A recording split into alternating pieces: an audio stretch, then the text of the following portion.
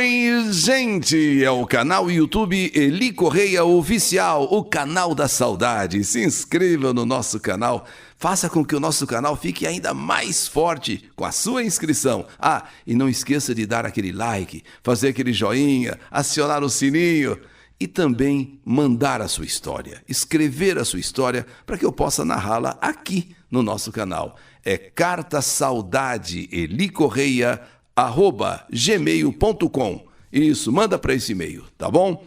E no canal YouTube Eli Correia Oficial, eu, meus amores e minhas decepções. É com muita emoção que escrevo essa carta para você narrar no canal YouTube Eli Correia. Há tempos penso contar a minha história, a história da minha vida, mas sempre hesitei, pois tinha vergonha de tudo que eu já passei. Mas agora resolvi escrever, porque vejo que não preciso me envergonhar do que passei, e sim ficar mais forte para o que ainda virá. Venho de uma família muito simples do interior de Minas Gerais. Meu pai, lavrador. Minha mãe, dona de casa. Somos em 6 filhos, 5 mulheres e 1 homem. Me chame de Alice.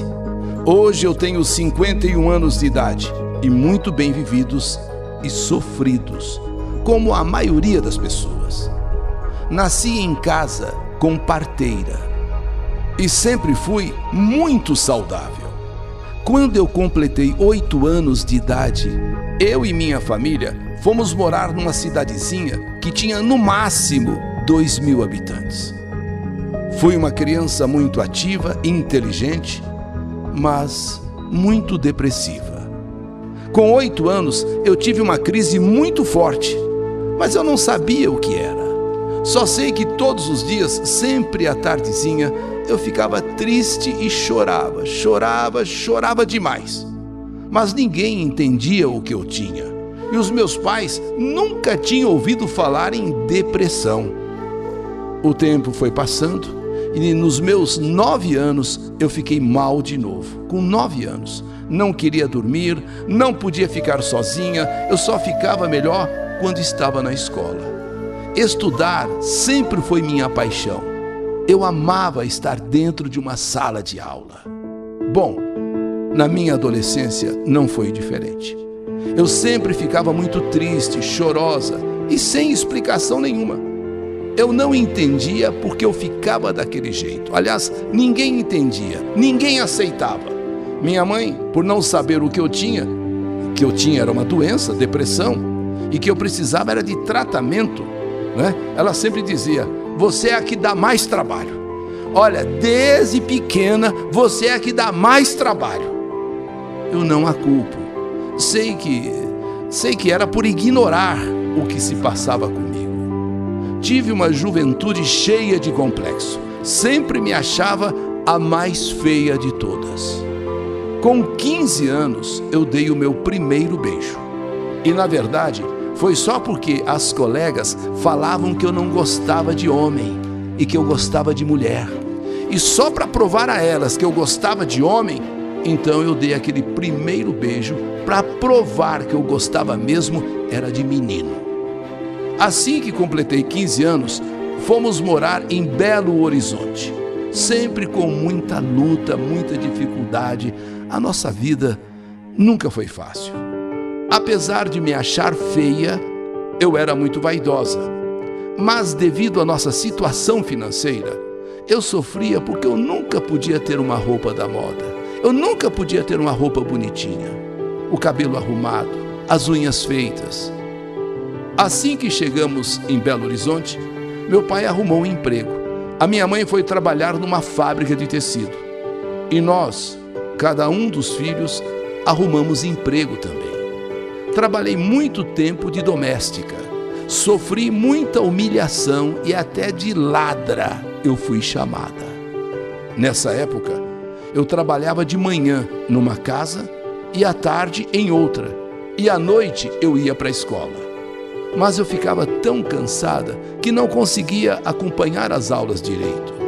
Tanto que, por fim, eu deixei a escola e só trabalhava. E passei também a trabalhar nos finais de semana como manicure.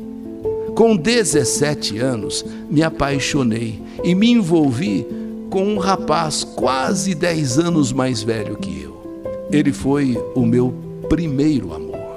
Mas, infelizmente, não durou muito, porque ele era muito ciumento e brigava por nada. Tudo era motivo para brigar, tudo. Meus pais, depois de 8 anos morando em Belo Horizonte, resolveram voltar para o interior de Minas. Dessa vez, em outra cidade, porém bem pertinho daquela que morávamos antes. Eu já estava agora com 19 anos. E assim que cheguei nessa cidadezinha, eu conheci um rapaz muito bonito. Começamos a conversar na praça da igreja depois da missa. Acabava a missa, a gente parava um pouquinho ali na praça e a gente conversava. Quando eu vi, eu já estava gostando dele. Foi um namoro que durou 3 anos, de idas e vindas. Eu morria de ciúmes dele, mas ele era muito moleque, só sabia jogar bola, pescar e sair para caçar. Eu mesma, vamos dizer assim, pouco espaço ocupava na vida dele. Por isso, nosso namoro acabou não dando certo e terminamos. Com 23 anos, eu voltei sozinha para Belo Horizonte em busca de trabalho. E em Belo Horizonte, encontrei um conhecido da cidade em que minha família morava. Eu não morava mais lá, minha família continuava morando e reencontrei esse conhecido. Começamos a namorar e com 3 meses de namoro, resolvi que era hora de termos mais intimidade. 3 meses de namoro, foi então que aconteceu a minha primeira relação. Sim, tivemos a nossa primeira relação. Mas um fato inusitado aconteceu. Um fato, infelizmente, ocorreu. O preservativo se rompeu. A camisinha estourou. 30 dias depois, eu já estava desesperada. Na minha cabeça, eu tinha 90% de chance de estar grávida, pois a minha menstruação estava atrasada. Imagine o meu desespero. Uma única relação sexual, estourou a camisinha, rompeu o preservativo e eu agora, 1 mês depois, com 90% de certeza que eu estava grávida, pois a minha menstruação estava atrasada. Eu liguei para ele contando que eu poderia estar grávida. Olha, eu estou com a menstruação atrasada e ela não é de se atrasar. E você lembra, né, que a camisinha estourou. Então ele disse: eu não estou acreditando no que você está dizendo. Eu não estou acreditando no que você está me dizendo. É impossível. Nós transamos uma única vez e você vem me dizer que está grávida? Mas é o que aconteceu, é o que está acontecendo. Eu não tenho certeza, mas eu acho que estou. Sim, era possível. Para tirar nossas dúvidas, eu fui no laboratório, eu fiz o teste de gravidez e ansiosa esperando o resultado. E deu positivo, eu estava grávida. Então, sem avisar, peguei o teste, fui até a casa dele mostrar o resultado. Quando eu cheguei lá, eu descobri que eu era a outra, pois ele tinha alguém. Ele tinha uma pessoa que, aliás, foi quem me atendeu no portão. Eu fiquei pasma. Eu fiquei sem ação. Então ela se apresentou como, vamos dizer, uma namorada, sabe, namorada, mas que mora com a pessoa. Eu sou a namorada dele. Você está querendo o quê? É o seguinte. Então eu estou procurando.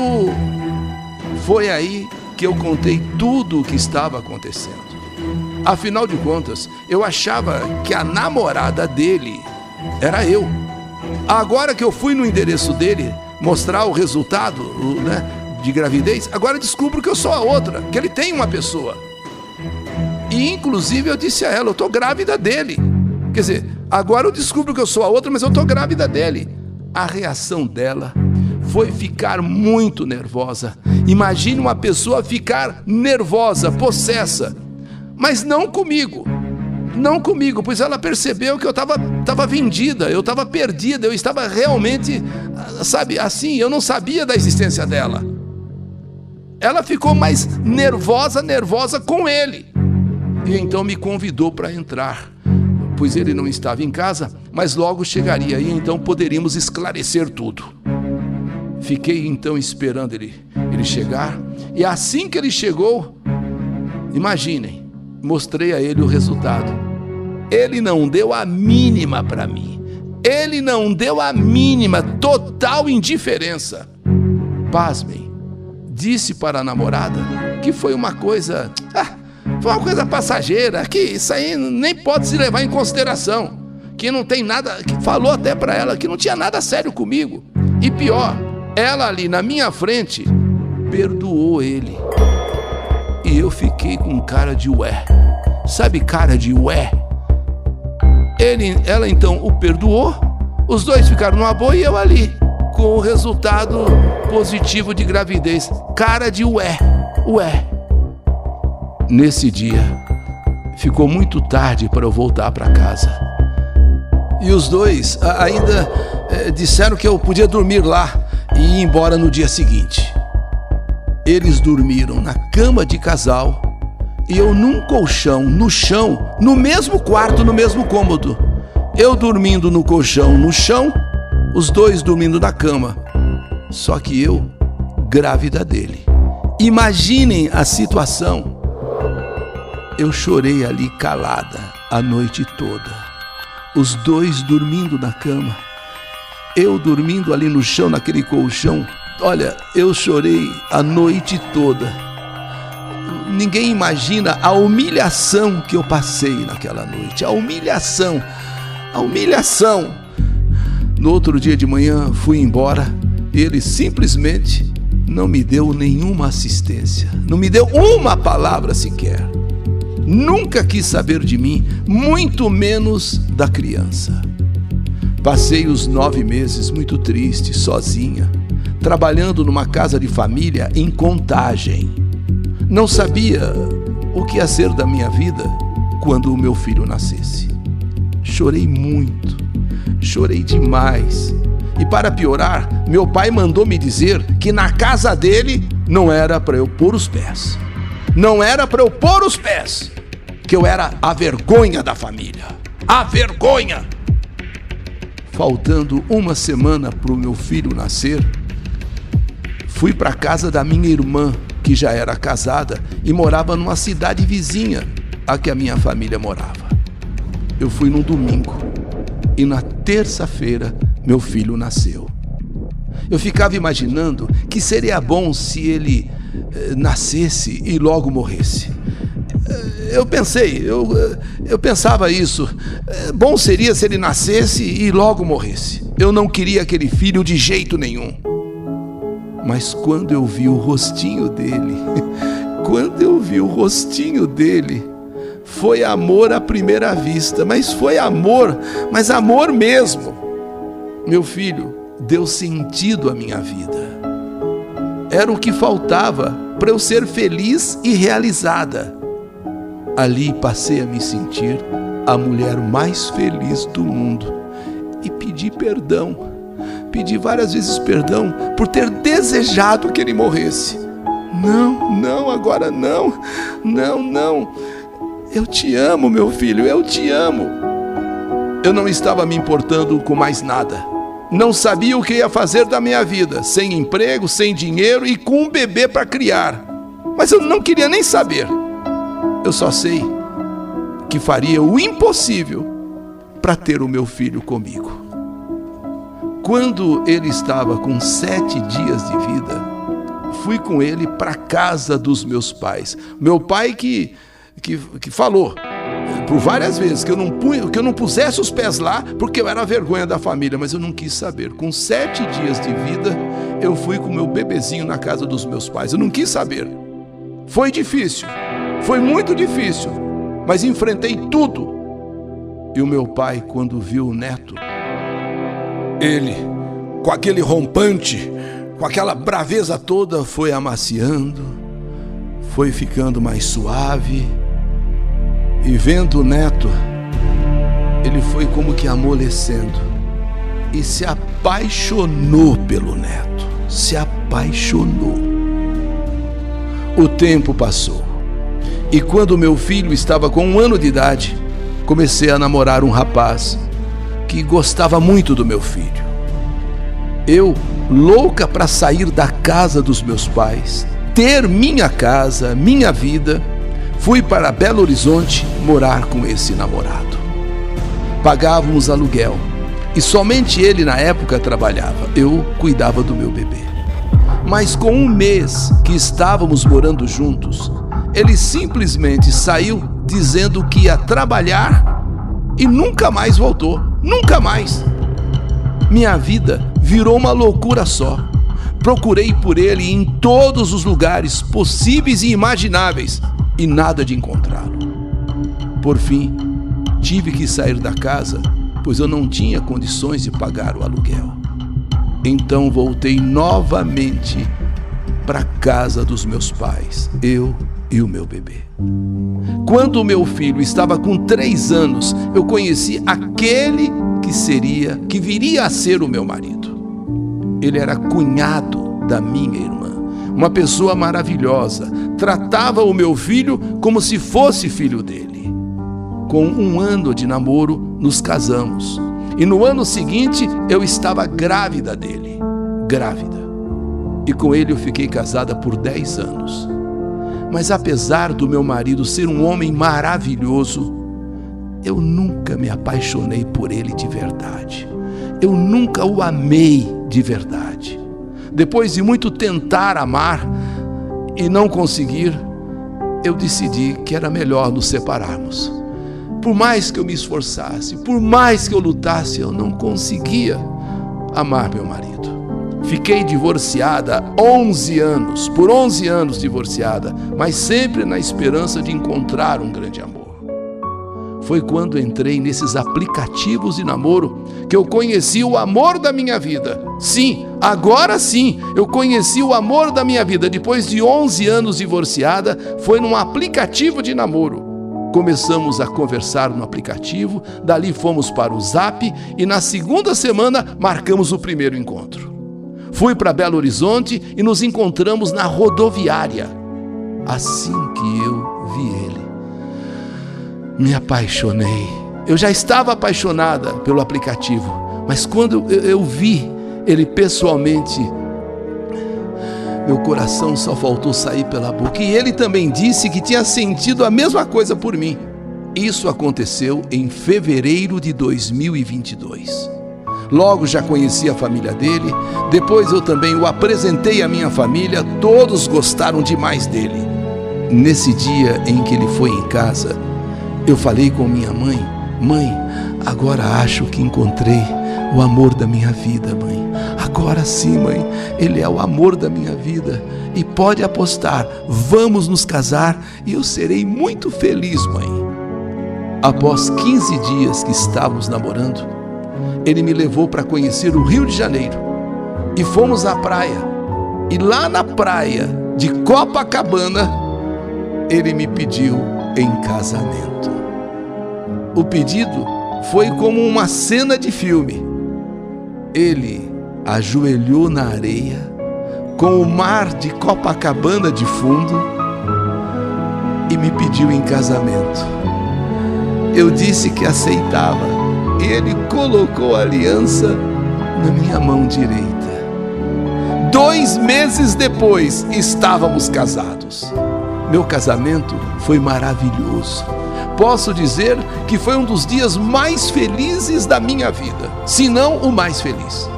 Como nessa época eu já havia conseguido um trabalho na minha cidade e eu não poderia sair do emprego assim tão rápido, então combinamos que até dezembro íamos nos encontrar nos finais de semana, até podermos então de vez morar juntos e assim seguir o nosso casamento como manda o figurino. Estava tudo indo bem, até ele começar a ficar frio comigo. quase não ligava mais. E toda vez que eu ligava, ele não atendia. E se atendia, dizia que estava ocupado e que me ligaria depois, me ligaria mais tarde. Mas só que nunca ligava, nunca retornava. Eu ficava 1, 2, 3, 4 dias sem falar com ele. Depois eu insistia muito e ele dizia que estava trabalhando demais, que estava sem tempo e que eu tinha que entender. Poxa, falar com a esposa, falar com a mulher, ficar 2, 3 dias sem falar com ela e dizer que estava trabalhando demais, eu tinha que entender. Poxa, será que falar 1 minuto? Só que falar, dar um alô, dar um oi, demora assim, custa tanto assim.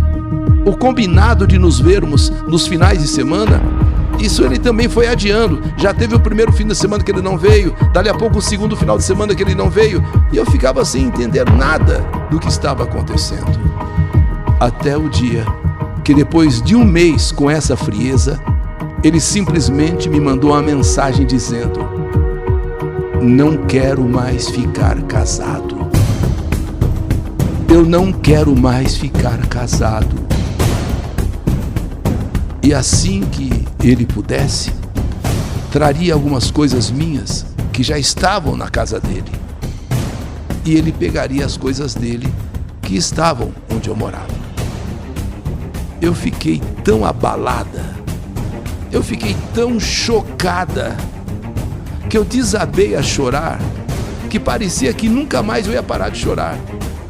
Não tanto pelo fim do casamento, que foi triste demais, mas pela maneira que ele terminou comigo. Um casamento com uma simples mensagem: eu não quero mais ficar casado.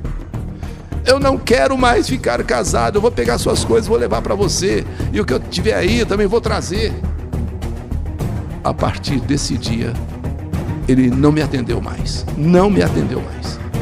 Fui na casa dele depois de 20 dias para buscar as minhas coisas e levar algumas coisas dele. E quando o encontrei, ele foi logo me dizendo: eu acho que me precipitei em ter terminado o nosso casamento. Eu estou arrependido. Você me perdoa?